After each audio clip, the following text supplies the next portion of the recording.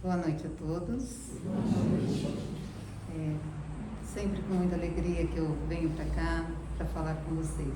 Eu sempre venho para cá, mas falar com vocês é um dia especial para mim, né? Eu estava ali pensando, eu falei, eu não sei os outros, mas esses minutinhos que antecedem, tem um freezer aqui dentro, a gente congela, mas eu acho que é ansiedade, eu acho que acontece com a maioria, né? Muito bem.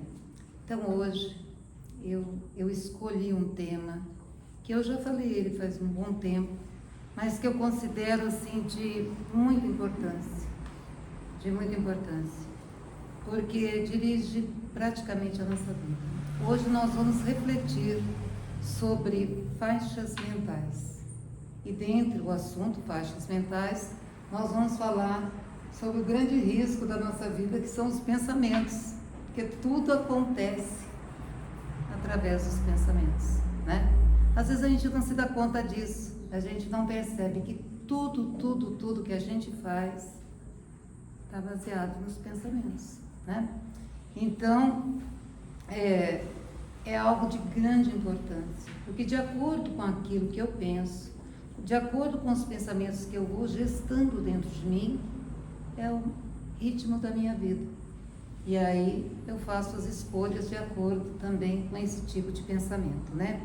Então nós vamos entendendo através das experiências que temos, né, no nosso dia a dia, e dos textos, né, vindo através dos nossos amigos espirituais, que é absolutamente certo que os pensamentos governam a nossa vida. Outro dia eu estava no carro com uma amiga, vindo de Rubião, e falando sobre isso, né? Porque até eu chegar aqui, eu já falei isso aqui para muita gente, né? Fico, né, na orelha de todo mundo. Aí eu falei, ela falou, eu concordo com você. Eu falei, não, isso aqui é estudo, é certo isso, né? Não sou eu que estou falando sobre isso, estou inventando. Ela falou, não, mas eu concordo que os pensamentos dirigem nossa vida, mas os sentimentos é o coração, né? Então a gente tem que ter essa ideia, né? Que tudo parte do pensamento. Tudo que a gente vai fazer. Hoje, quando vocês pensarem em vir para cá, antes vocês pensaram nisso, né? Escolheram a roupa? Também, né? No que vocês escolheram para comer ou fazer, tudo partiu do pensamento. E é bom que a gente pense que tudo que foi criado, primeiro foi criado no pensamento. Inclusive a terra, né? Inclusive tudo saiu da mente do Criador, né? E depois do que aconteceu na sequência dos co-criadores. Então, quando a gente pensa que estamos sentados na cadeira, a casa, né? Então, uma casa, ela partiu do pensamento de um arquiteto, do engenheiro, e assim por diante, né? Quando a gente vem para cá para falar, né? A gente fica pensando, o que será que eu vou escolher para falar? Né? Então, parte da ideia, parte do pensamento, aquilo que eu desejo fazer. Então não é outra coisa. Então quando a gente fala assim, ó, nossa, quando eu vi eu já tinha feito, não é verdade. A gente pensou antes, né? Eu nem pensei quando eu vi eu fiz, pensou. Mesmo que foi por frações de segundo. Pensou assim, né, Ana? História é essa de ficar tirando o corpo fora do que fez, falando que nem pensou e fez. Não, pensamos sim. E só que às vezes a gente se assusta, né? Depois que faz alguma coisa que não está tão... mas eu nem vi quando eu fiz, nem vi quando eu falei. Não, pensou, aquilo passou, foi falado. Então, por isso que nós precisamos sempre ter bastante coerência, entender como esse processo acontece, para a gente poder ter uma vida boa, uma vida tranquila, né? Concordam comigo? Então tá ótimo, né? Bom, como a gente já está imaginando que tudo que foi criado através da mente de alguém, é bom que a gente pense também que todos nós somos de alguma maneira médiums, né? Então esse é o grande questionamento. Tem pessoas que às vezes chegam aqui no Fraternidade e falam, olha, eu estou vendo alguma coisa, sonhando com outras, eu não quero saber disso, né? Se assusta. Na verdade, nós todos somos médios, em maior ou menor grau, né? Porém, somos médios por um motivo, né? Nós estamos o tempo todo trocando ideias e pensamentos com outras mentes, encarnadas ou não, né? E aí justifica-se, né? Às vezes, quando eu era adolescente, depois, né, quando eu ainda não tinha estudado sobre isso, eu falava, gente, como é que os sequestradores conseguem achar um grupo que também pensa como ele, né? Como é que, não é verdade? Como é que alguém que está bolando fazer uma coisa, de repente tem 10 pensando a mesma coisa? Eu pensava nisso, né? E agora eu sei por quê, né? E nós estamos neste momento, e eu vou explicar para vocês vão sair daqui hoje sabendo como é que funciona isso. E nós estamos falando, quando a gente cita tudo isso, nós estamos falando da telegrafia mental. É um tipo de linguagem, né? Nós podemos dizer que é uma comunicação mente a mente. Quando Kardec pergunta para os espíritos se isso seria possível um dia, se comunicar mente a mente, os espíritos respondem a Kardec que essa seria a comunicação do futuro. Mas a gente já dá uma passeada nisso, né? Muitas vezes, aqui tenho certeza que já aconteceu com todos, de vocês estarem pensando alguma coisa e alguém vai e fala aquilo que vocês estão pensando. Já não aconteceu? Sim ou não? Já, claro, né? Olha, outro dia eu estava vendo a Demétria com uma amiga, e a amiga sempre fala, eu adoro sorvete, a coisa que eu mais gosto é sorvete. Aí a gente estava no meio do caminho, eu pensei, né? Eu falei, nossa, eu vou convidar ela para a gente tomar sorvete lá na Dom Lúcio, né? Nos sorvetes naturais. Aí eu olhei para o lado para falar, ela olhou para mim e falou, vamos tomar sorvete? Mas tem uma explicação. Isso é uma comunicação mente a mente. E quando a gente está pensando em alguém e de repente a pessoa vira a esquina e nos surpreende, não é? E a gente fala, nossa, cara, pensei em você agora há pouco, né? E passa batido. Mas isso acontece muito, é que a gente não presta tanta atenção, né? E olha como Emmanuel nos explica. E eu quero que vocês entendam bem para vocês replicarem isso para outras pessoas, né? Porque já é um esboço da telegrafia mental, já é um esboço dessa nossa comunicação com outras mentes. E quando a gente fala outras mentes, podem ser mentes encarnadas ou não. Lembra que a gente na casa espírita, a gente não morre? O que morre é o quê? O corpo, né? Essa que vos fala vai continuar vivíssima, né? Espero, eternidade. E com vocês também. Ou a gente está do outro lado, ou a gente está aqui. Eu não sei se é do que lado que é, né? Do outro lado, a gente fala do outro lado, é estranho, né? Fica diferente. Então vamos lá, acompanhe o raciocínio. Somos todos espíritos. Todos, ou encarnados ou desencarnados. E todos nós irradiamos o nosso pensamento. Isso quer dizer o quê? Que o nosso pensamento não fica aqui preso dentro da nossa caixa craniana, não fica, ele irradia. Certo até aí? Certo. O pensamento, quando ele irradia, ele alcança o fluido cósmico universal. Já ouviram falar do fluido cósmico universal? E eu tenho um jeito muito simples de entender isso, né? Porque vai ter muitas explicações bem boas, mas eu gosto de pensar que o fluido cósmico é tudo que está aqui, né? Fica muito vago. Então pensa numa grande sopa, estamos dentro de uma grande sopa que a gente não enxerga, né? Ou quando a gente entra no mar e toda aquela água em volta do nosso corpo. Não entrem não, se não souber nadar, viu? Isso aqui é só um exemplo. Então, gente, quando a gente pensa que a gente está envolvido com alguma coisa, alguém aí pensou, não estou enxergando, logo não existe. A gente não enxerga os vírus e as bactérias e está lotado aí, né? Aqui mesmo, nesse momento, deve estar trombando uma na outra. Mas tudo bem. Então é o seguinte, o nosso pensamento irradia e alcança este fluido cósmico universal que está aqui em todo lugar, em todo o universo, né? Ao se expandir e irradiar, o que acontece? Ele alcança outras mentes, encarnadas ou não, né? Que se afinizam e interagem conosco. Lembra quando eu falei que eu não entendia como um sequestrador achava tanta gente para pensar com ele? Então, o nosso pensamento vai interagir com outros pensamentos que estão nessa igual condição e se afinizam com o nosso pensamento.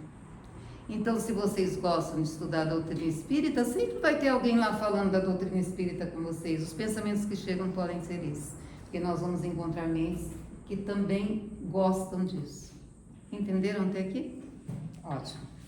Então, este é o princípio da telegrafia mental. Por que é que às vezes as pessoas falam aquilo que eu estou pensando? Porque ao irradiar, ao alcançar o fluido cósmico universal, eu encontro outras mentes e outros pensamentos, né, que interagem comigo, mas para interagir, né, vai precisar estar afinizado comigo, estar em completa comunhão, gostando daquilo que eu gosto. Quem gosta de poesia vai encontrar pessoas que gostam de poesia. Quem gosta de música vai encontrar pessoas que gostam de música. Vai ser mais ou menos isso. Quando a gente está entrando muito lá no Instagram e a gente começa a clicar em coisas de receita, não fica toda hora voltando receita, porque a gente gosta daquilo. A mesma coisa com os nossos pensamentos. Não sei se eu expliquei direito isso da receita. Expliquei, né? Então tá bom. Então, baseado nisso tudo, olha o que o Emmanuel nos diz, que o pensamento é um idioma universal, né?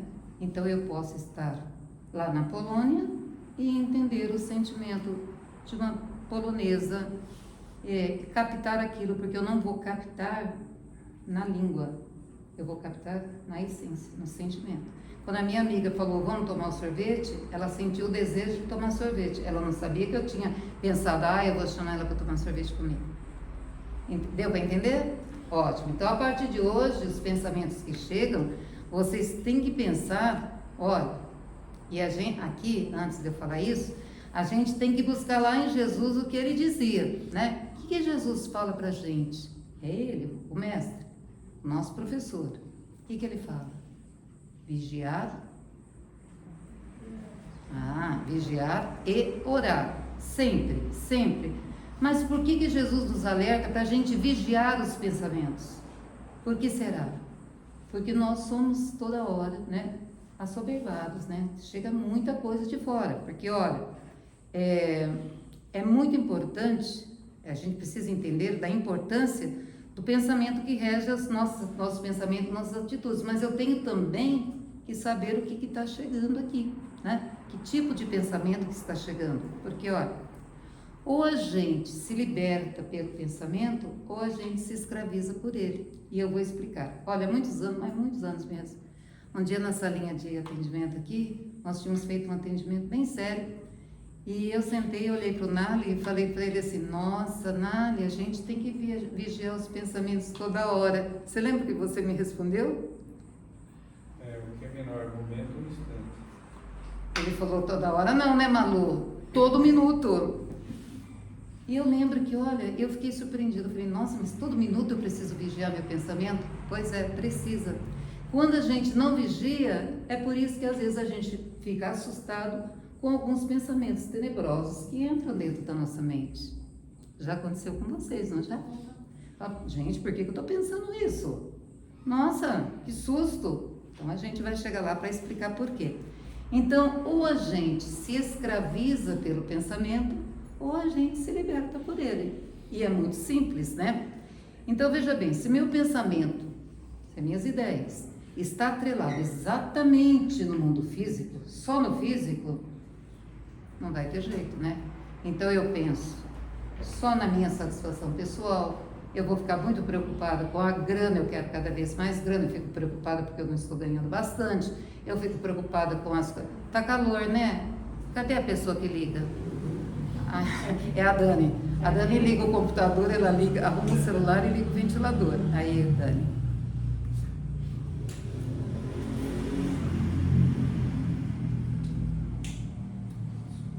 Certo.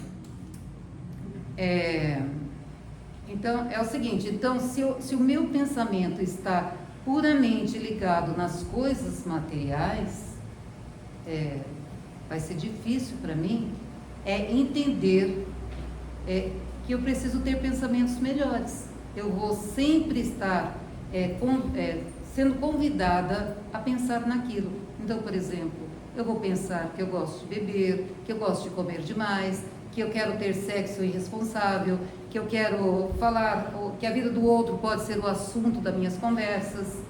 Então, esse tipo de comportamento só acontece... Vocês estão me ouvindo aí atrás? É porque eu com essa voz eu posso aumentar o quanto eu quiser, viu, gente? Fui professora. Professora de escola pública, você aumenta o volume do jeito que você quer. Quem é professor aqui sabe. Então é o seguinte, quando eu tenho esses tipos de pensamento e eu não estou aplicando a regra de Jesus, eu tenho uma tendência a viver muito mal, muito infeliz. Eu contei aqui numa palestra de espíritos que o André, de um caso que o André Luiz tenta resolver, de um espírito que estava sendo obsediado por 2 tios que foram mortos pelo pai dele, né, do pai desse rapaz. E o que os 2 obsessores queriam? Que esse sobrinho morresse, né, se matasse. E eles jogavam o quê?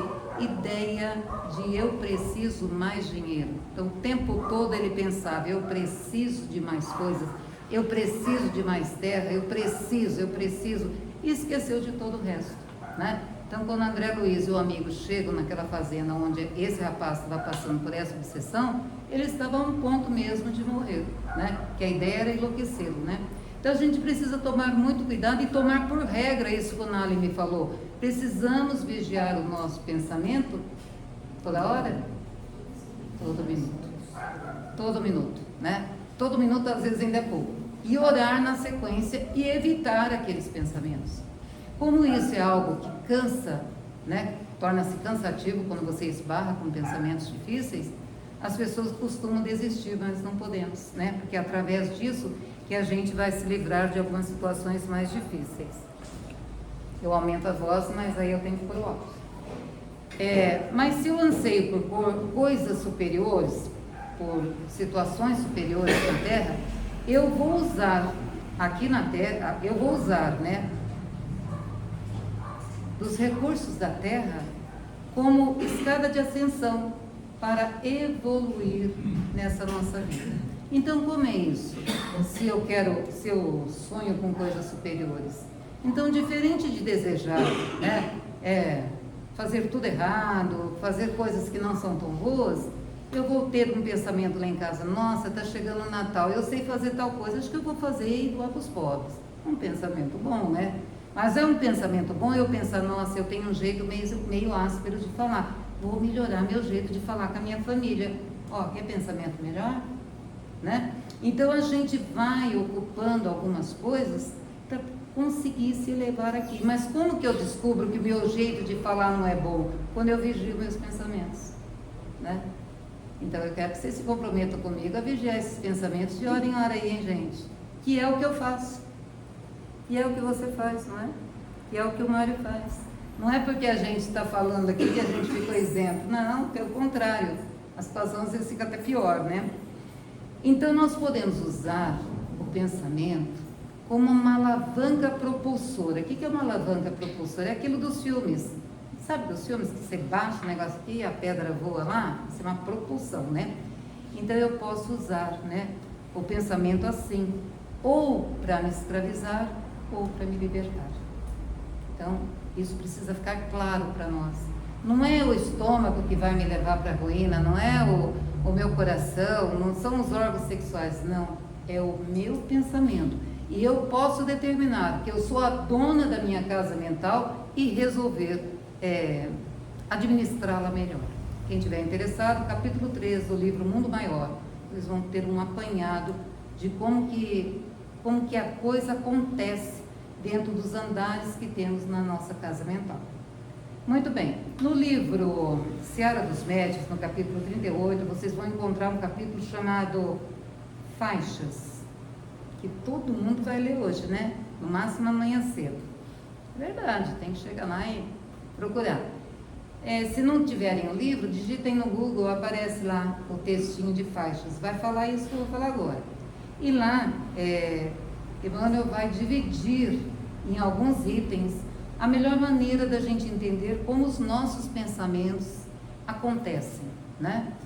Então ele fala da experiência. E o que é a experiência? A experiência é tudo aquilo que eu vou, eu não queria falar arrecadando, que eu vou juntando, que eu vou... É uma aquisição que eu faço durante a vida. É evidente que na minha idade eu já não cometo a mesma bobagem que eu cometeria aos 20 anos. Por quê? Porque a aquisição de conhecimento me mostrou que alguma coisa que deu errado eu não vou repetir. A mesma coisa são com os pensamentos. Tudo aquilo que eu penso que não foi bom e aquilo deu um mau resultado, né? A experiência me mostra que eu não devo repetir esse tipo de coisa, né? Então, porque os pensamentos, gente, eles podem ser bons ou ruins. Eu é que nessa vigilância vou descobrir e combater. Até aí tudo certo? E eu preciso sempre me perguntar, sempre, que tipo de pensamento eu tenho nutrido dentro de mim? Pergunte-se aí para vocês silenciosamente. Não precisa me falar, que tipo de pensamento eu tenho tido? Eu tenho tido pensamentos de preconceito? Tipo, domingo teve uma palestra, nossa, 1000 aqui. Quem estava aqui domingo? Foi para acabar, não foi?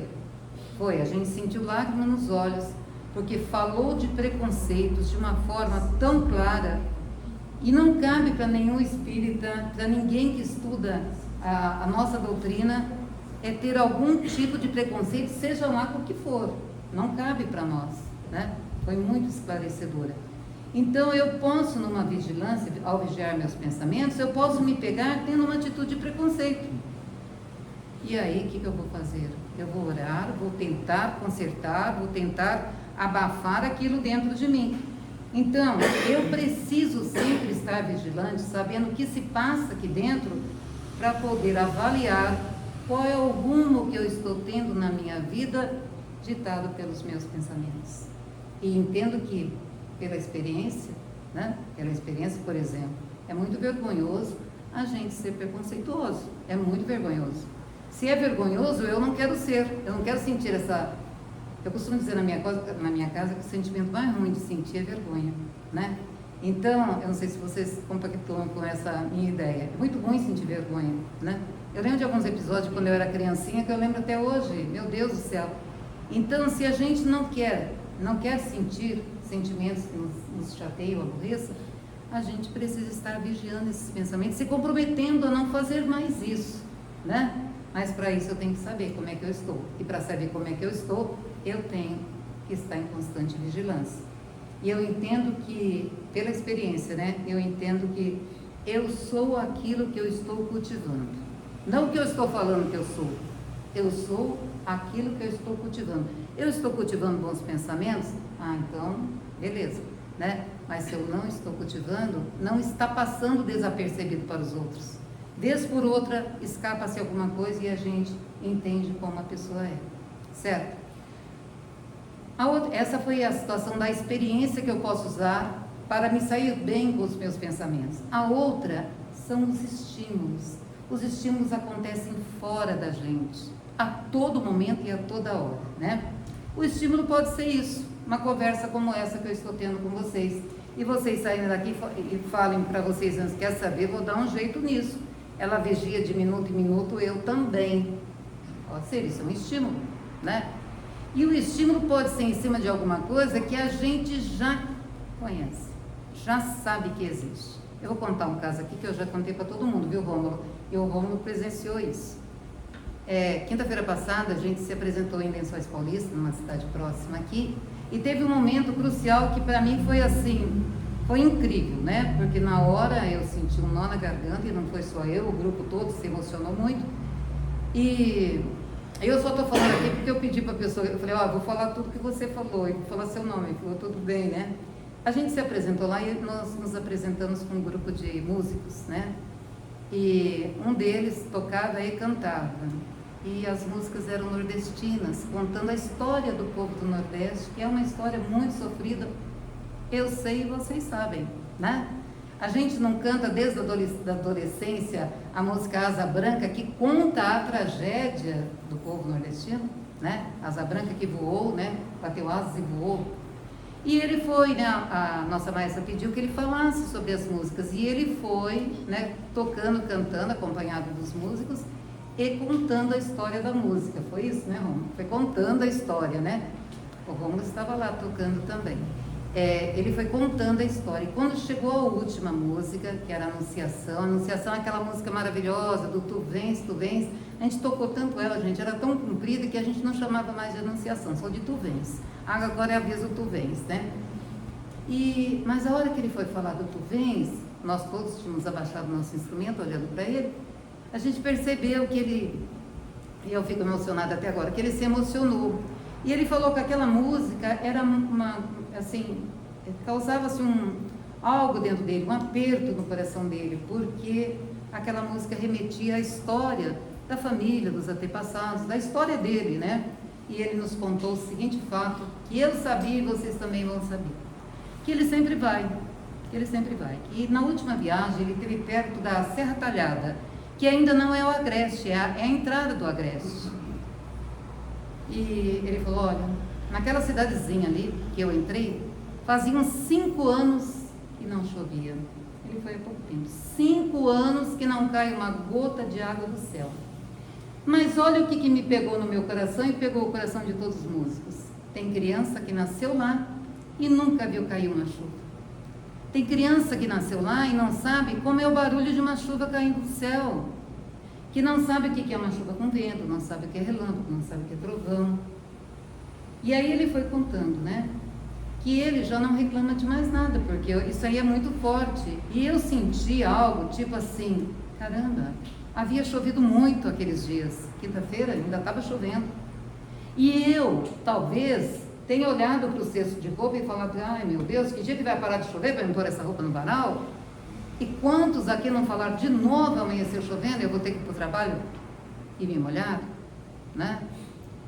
Eu já sabia dessa história, eu já sabia dessas coisas, mas aquele motivo de imaginar uma criança de 5 anos, sem saber o que é tomar um banho de chuva ou molhar o pé no barro, me pegou de um jeito que vocês não têm ideia, entendeu? Então foi um estímulo que eu recebi de fora, de uma coisa que eu já sabia, mas que ainda quando eu conto, me dói. Todo mundo ficou sabendo, que minhas amigas tiveram que escutar essa história mais de uma vez e eu estou aqui contando para vocês. E contem essa história quando as pessoas reclamarem. Eu me propus a nunca mais reclamar da chuva, nem do sol quente, de nada. Eu já não reclamo mesmo, porque eu adoro sol. Então, a gente precisa utilizar esses estímulos que nos chegam para mudar algumas atitudes que a gente tem. E essa foi incrível, foi demais. Diga, seu Maia, que eu contei aqui o público. Eu contei para ele que eu ia falar. Mas o estímulo também, minha gente, pode ser, como eu disse, um estudo como esse. Pode ser uma situação no trânsito. Quantas vezes as pessoas nos fecham no trânsito e a gente, no susto, a gente fala, ai caramba, olha isso aí, né? Por exemplo, eu me assusto pra caramba com moto que passa do lado e se a moto buzinar, eu já era, né? Eu chego lá 2 km depois, o coração, eu tenho que engolir para o coração voltar no lugar, porque, né? Mas isso tem que servir de estímulo para a gente. Como que eu vou reagir melhor no trânsito quando isso acontecer? Não permitir que venha nenhuma ideia de ofensa àquele ser que está dirigindo aquela moto, como disse meu filho, não sou motoqueiro, sou motociclista, né? Aquele motociclista que está dirigindo. O estímulo pode ser uma enfermidade. Numa enfermidade, nós somos pacientes. Se nós estivermos doentes, quem está nos acompanhando são pacientes também, que tem que ter a paciência de estar passando por tudo aquilo. Olha quanto estímulo, né? Uma perda, a perda de um familiar, a perda de alguém, é um excelente estímulo para a gente entender que a vida não acaba aqui, que tem continuidade, que eu posso continuar a viver aqui e o outro ser do outro lado. Concordam comigo? Continua, a vida continua sempre. Enfim, o estímulo pode ser uma coisa que deu certo, né? Eu fui fazer um arroz e deu certo. Mas eu fui escrever lá meu TCC, deu certo também. Eu fui escrever a letra de uma música e deu certo. Ué, esse é um grande estímulo, né? E é por aí. Então o estímulo, enfim, é essa coisa que acontece fora de nós e que nos impulsiona, nos joga para cima. Agora, nós somos visitados todos os dias por inúmeros estímulos, inúmeros, só que a gente deixa passar, a gente nem percebe. Então nós temos que abrir os nossos ouvidos, nossos olhos, né? E perceber aquilo que nos chega e utilizar aquilo que nos chega para melhorar o que se passa aqui dentro do meu pensamento. Todos os estímulos podem ser aproveitados para o nosso crescimento, porque se eu tenho pensamentos melhores, eu vou me dar melhor aqui na vida, não é? Se eu tiver pensamentos piores, eu vou ter uma vida fadada a ter pensamentos tristes, a viver deprimida, chateada, aborrecida e aborrecendo todo mundo, porque a gente começa a se queixar, a reclamar e deixa as coisas não tão boas, né?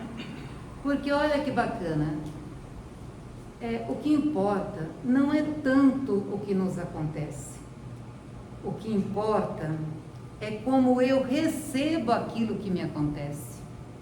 Se eu recebo na tragédia, aquilo vai virar uma tragédia. Se eu não dou palco para aquilo que está acontecendo, eu vou tirar de letra. Tinham pensado nisso já? Difícil, né? Não importa o que a vida nos traz. E a vida todo dia vai ter uma surpresa, vai nos trazer algo surpreendente, né? Mas o mais importante é o que eu faço com aquilo que a vida me traz. Mas tudo isso está baseado nos pensamentos. Para mim ter uma saída boa, se a vida me traz algo que não é tão legal, para mim me sair bem, eu tenho que ter bons pensamentos, né? E aí a gente vai entender muito bem aquela frase de Paulo de Tarso: eu sei viver em abundância, como eu sei viver na penúria. E aqui a gente não está falando de recursos materiais, a gente está falando das nossas relações pessoais, né? Porque vai ter horas na vida que nós vamos ter que passar por circunstâncias de isolamento, né? Pergunta aí para quem teve filhos e aí perdeu um dos cônjuges, os filhos foram embora. Essa pessoa precisa fatalmente ser infeliz? Não, né? Não. Por quê? Vai depender do que ela pensa, do jeito que ela está gestando os seus pensamentos, né? Porque vai existir fase de afastamento de pessoas. Mais ou menos eu vivo essa fase que os filhos foram embora e o marido não está mais aqui. Aí, lógico que eu tenho todo o equipamento na cozinha de uma família grande, né? E teve um tempo que foi uma menininha na minha casa e ela olhou assim, e olhou para mim, olhava na prateleira de micro-ondas, de fritadeira, de não sei o que, de não sei o que, de não sei o que, de não sei o que. Ela me olhou e falou assim: ô tia Malu, por que você tem tanta coisa? Porque ela me conheceu, só eu, né? Eu e meu filho. Aí eu falei: é porque um dia isso aqui já foi um hotel, mas sem pesar. Foi uma fase boa. Este momento é uma fase que estamos só nós, né? Mas a vida tende a ter movimentos. Se alguém aqui passa esse momento, o momento de isolamento, esse momento de penúria de afeto, é um momento de introspecção, é um momento para o crescimento do espírito, né? Se a gente souber aproveitar, né? Esses momentos são muito preciosos, porque eu vou me conhecer. E a melhor companhia acaba por ser a gente mesmo, não é? Agora, vai ter momentos de fartura de conhecimentos, né? De fartura de pessoas. Então, este é o momento do trabalho, de ação, de você fazer projetos, né? E a vida toda vai ter momentos de penúria de afeto e de excesso de afeto. Basta vocês pensarem e analisarem, né? Muito bem. Tudo na vida tem oscilações, está dizendo aqui, né? De abundância e de penúria, né? E a gente não está falando de grana aqui, né? A sabedoria consiste, então, em utilizar tudo com a coerência dos pensamentos. Se eu sou dona da minha casa mental e eu tenho um traçado, né? Eu tenho uma meta aqui dentro, eu não vou me desequilibrar. Mas se eu não tenho, eu caio em desequilíbrio muito fácil, né? É importante, então, muito, né? Que nós entendamos que os pensamentos, eles vêm tanto do lado, né? A gente precisa saber, a gente precisa entender que os nossos pensamentos vêm de fora e que eles vêm tanto do bem como do mal. O mal a gente precisa picotar assim que entrou nessa vigilância todo minuto aí que a gente já falou, né? Mas o teor dessas influências, desses pensamentos que chegam, estão muito ligados com o teor dos pensamentos que eu estou cultivando. não vai chegar aqui, se eu tiver pensamentos ruins, de maldade, de preconceito, de julgamento, como que um espírito iluminado vai chegar aqui e me colocar uma ideia boa na minha cabeça? Vai ser mais difícil. Eu mesmo estou fechando tudo para isso não acontecer, né? Mas se eu estiver predisposta, com bons pensamentos, com alegria no coração, né? Trabalhando para o bem, né? As ideias que me chegam, com certeza serão ideias sempre melhores. Eu pulei um pedaço aqui, deixa eu ver aonde que eu tenho que... É aqui. Eu vou entender então que se eu tiver uma mente serena, pensamentos equilibrados, se vem uma ofensa, eu consigo fazer da ofensa um instrumento de crescimento. E aí, quantas vezes a gente sabe de pessoas que passaram uma vida, criaram problemas para 20 encarnações por conta de uma ofensa, porque não souberam trabalhar aquilo. Agora, se eu tiver com os pensamentos equilibrados, alguém vai falar alguma coisa, a gente vai olhar e vai falar, não sou assim não, e vai passar por cima e vai embora, né? Que é o que a gente deve fazer, que a gente precisa fazer, né? Eu queria falar um negócio aqui bem legal, é isso aqui. Então fica muito claro que a gente precisa, nessa batalha para termos melhores pensamentos, a importância das preces, do estudo e da aplicação no serviço do bem. Joana de Ângeles já fala sobre isso, né? Então a gente precisa estar envolvido com trabalhos no bem, precisa estudar, né? Kardec já falou lá no Evangelho Espírita, amai-vos, espírita, instruí-vos. Amai-vos é que não cabe dentro da casa espírita, né, em nenhum lugar do planeta, sentimentos antagônicos em relação ao outro. Todas as vezes que eu tenho um sentimento antagônico em relação ao outro, eu estou contrariando o primeiro mandamento, que é amar a Deus sobre todas as coisas e o quê? E o próximo como a ti mesmo. Todas as vezes que eu contrario isso, que eu não gosto de alguém, né, a pessoa fala para mim assim, ai mano, sabe o que é? Meu santo não bate com o santo da fulana. Eu só penso uma coisa aqui dentro de mim, que santo implicante é esse e que santo que é esse, né? Então a gente tem que analisar que se a gente está ainda nessa fase de não gostar, de ficar implicado, de tudo estar achando ruim, a gente está contrariando o primeiro mandamento. E aí os pensamentos não serão bons mesmo, né? Então nós temos que imaginar, né, que fazer essa avaliação constante e fazer mais ou menos o que a gente faz com a alimentação. Já estamos, isso aqui partindo já para o encerramento. Quando a gente levanta cedo, não sei vocês, mas eu levanto vesga por um café, né? Aí depois do café eu quero pão, né? Lógico, né? Mas assim, com a maioria, a gente quer comer de manhã. Alguns são chiques, não comem. Alguns assim é uma belezinha. Não, mas eu sou do time que come, né? Então, mas por quê? Ah, porque se eu não comer, daqui a pouco eu estou tremendo de fome. E eu tremo mesmo, chilique, né? Mas dali a pouco a gente almoça, não é assim? Depois a gente janta. Alguns fazem alguns belisquetes no meio. Isso quer dizer o quê? Que a gente fica preocupado em alimentar esse corpo físico. E alguns mais sabidos, ele escolhe o que vão comer. Proteínas. A pessoa fala para mim assim, eu comi proteínas e não sei o que. Eu falo, meu Deus. Eu comi um ovo, é proteína também. Pronto. Então, a gente fica preocupado. Porque o que a gente não quer? A gente não quer que falte energia nesse corpo. Então, a gente tenta se alimentar de 3 em 3 horas, de 4 em 4 horas, a gente vai comendo. Mas o que é que a gente faz em relação ao espírito? A gente também precisa alimentá-lo, né? Então, porque se a gente não alimenta o espírito, nós também ficamos sem energia. Ficamos um alvo fácil para essas mentes que estão aí nesse grande, né? Nessa grande troca que existe desse fluido cósmico universal. Então, lembrar, né? A gente falou agora há pouco no atendimento fraterno, a necessidade de levantar da cama fazendo prece, a necessidade de não dormir antes de fazer prece, a necessidade de fazer vários momentos de gratidão durante o dia. Mas para que serve isso? Serve para que essa qualidade de pensamentos melhore, né? Concordam? Então, era isso que eu tinha para falar para vocês. Eu agradeço muito a forma carinhosa que vocês me olham e tentam acompanhar o que eu estou falando. E que hoje eu imaginei que eu estava chegando aqui com uma cesta de sementinhas, uma grande bandeja de sementes, e eu ia começar falando isso para vocês. Que eu tinha trazido uma cesta de sementes e que cada um ia levar uma semente embora Colocar no coração e deixar crescer. E é isso que eu desejo para cada um.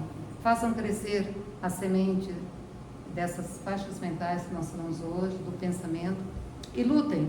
Não deixem que pensamentos piores permaneçam dentro de vocês e nem dentro de mim, porque a gente merece viver uma vida bem boa neste planeta tão bom que Deus preparou para a gente poder executar o nosso curso aqui na Terra, não é? Às vezes eu olho os passarinhos, eu imagino os passarinhos, pequenas caixinhas de música voando, né, e cantando. Que coisa mais linda, não? Então a gente merece viver bem, mas para viver bem eu preciso ter uma boa qualidade de pensamento. Muito obrigada, voltem para casa, botando em prática de minuto a minuto, e que Deus abençoe a vida de cada um, hoje e